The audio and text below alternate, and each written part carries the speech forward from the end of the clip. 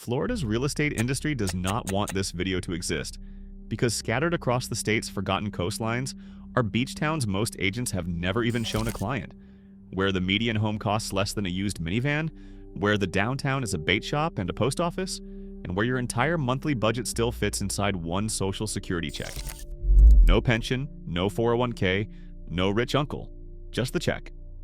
When I started mapping these towns out, I expected 12 variations of the same sleepy fishing village.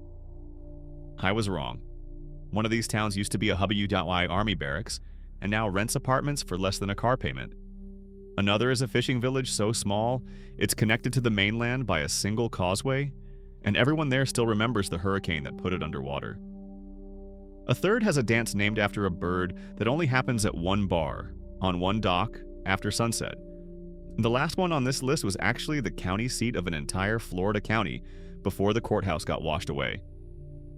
If any of that sounds like your kind of retirement, hit subscribe now, because I drove the entire coastline to find these 12, so you don't have to.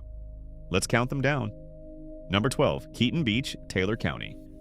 I almost drove past the entire town without noticing it, which tells you everything. Keaton Beach is a tiny scalloping village on the Big Bend coast with a population you could fit into a single church service. Homes here run modest, often well under $200,000, and the whole local economy still revolves around one thing: scallop season. When Hurricane Idalia came through in 2023, the storm surge reshaped this town overnight, and locals rebuilt anyway, because leaving was never really on the table. I talked to a woman restringing a crab trap who told me she'd lived here 40 years and evacuated exactly twice. You get used to rebuilding, she said, like it was a hobby instead of a hardship. Number 11, Lonark Village, Franklin County. This one surprised me the most. Lonark Village was originally built as Army barracks during World War II, part of Camp Gordon Johnston. And today those same buildings have been converted into some of the cheapest housing on the entire Gulf Coast. We're talking co-op apartments that can run less than a car payment per month. It's quiet, it's shaded by pines, and it's a 5-minute drive from the beach.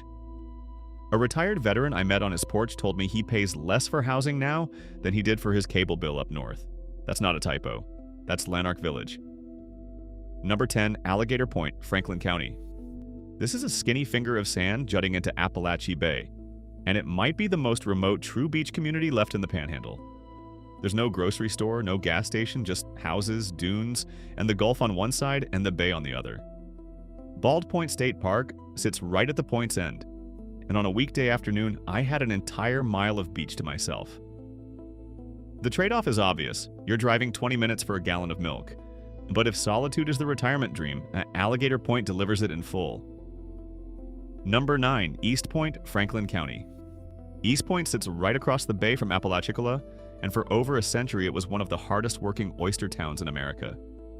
The wild oyster fishery collapsed in the 2010s, and Hurricane Michael flattened parts of the waterfront in 2018, and somehow the town is still standing, still shucking, still fishing. Rents here run noticeably cheaper than its famous neighbor across the bridge.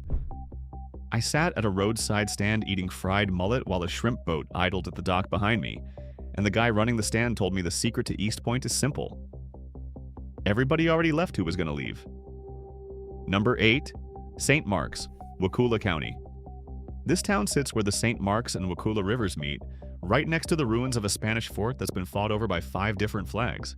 The St. Marks Lighthouse, built in 1831, still stands guard over the wildlife refuge next door, where you'll see more alligators than people on any given walk. The town itself is barely a few blocks, but it's 20 minutes from Tallahassee, which means real hospitals and real grocery stores are close by, a rare combination on this list. History, wildlife, and a short drive to civilization. St. Marks quietly does it all. Number 7, Goodland, Collier County. Goodland is a fishing village so small it barely registers on a map, tucked right next to Marco Island but a world away from it in every sense. There's exactly one legendary bar here, Stan's Idle Hour, where every Sunday locals do something called the Buzzard Lope, a dance nobody can fully explain and everybody shows up for anyway. Stone crab boats still work out of the same docks families have used for generations. It's eccentric, it's cheap by Collier County standards, and it might be the last unbothered corner of Southwest Florida's coast. And speaking of unbothered, if you're enjoying this list, hit the like button. It genuinely helps this video reach more people trying to figure out how to retire without going broke. Back to the countdown. Number 6. Matlaca, Florida's fishiest little art village, technically part of Lee County. The whole town is painted like a beach postcard, rainbow-colored fish shacks lining a single bridge that connects Pine Island to the mainland. Strict local zoning has kept out the high-rises and the chain restaurants, so what you get instead is galleries, bait shops, and kayak rentals sitting shoulder to shoulder. It's touristy for an afternoon, but the moment the day trippers clear out, it goes right back to being a sleepy fishing town where everybody waves. A gallery owner told me she moved here from Naples because Matlaca felt like old Florida cosplaying as new Florida, except it's not cosplay. Number 5. Pine Island, Lee County, specifically the towns of St. James City and Bokeelia at either end of it. This is the largest island on Florida's Gulf Coast that most people have never heard of, mostly because there's no bridge-free beach and no big resort chasing headlines. It's mango country, literally, with small groves scattered across the island, and a mango festival every summer that shuts down the main road. Hurricane Ian hit this island hard in 2022, and the rebuild has been slow and stubborn, which has kept prices more grounded than the barrier islands nearby. If you want real Florida without a theme park 20 minutes away, Pine Island is still holding the line. Number 4. Ozona, Pinellas County. Most people drive straight through Ozona on their way to Tarpon Springs, and never realize they just passed one of the last untouched fishing villages left on the central Gulf Coast. Shrimp boats still dock along the bayou, the marina still smells like diesel and salt, and the town has resisted the condo towers that swallowed most of Pinellas County decades ago. You're minutes from a major hospital system, 20 minutes from Tampa International, and still close enough to walk to a dock and watch the boats come in. It's the rare town on this list that gives you old Florida charm without sacrificing modern convenience. Number 3. Cortez, Manatee County.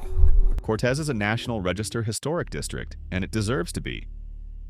Founded in the 1880s by fishing families from North Carolina, it remains one of the last working fishing villages on Florida's entire Gulf Coast, with net shacks, fish houses, and mullet boats that look almost identical to century-old photographs. Development pressure from nearby Bradenton and Anna Maria Island has tried to swallow this place for decades, and residents have fought it off every time through historic preservation status.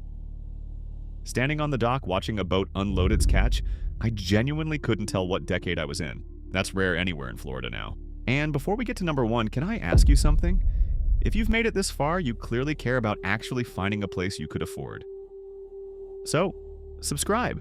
I cover towns exactly like these every week, and next week's video might be the wildest one yet. Alright, let's finish strong.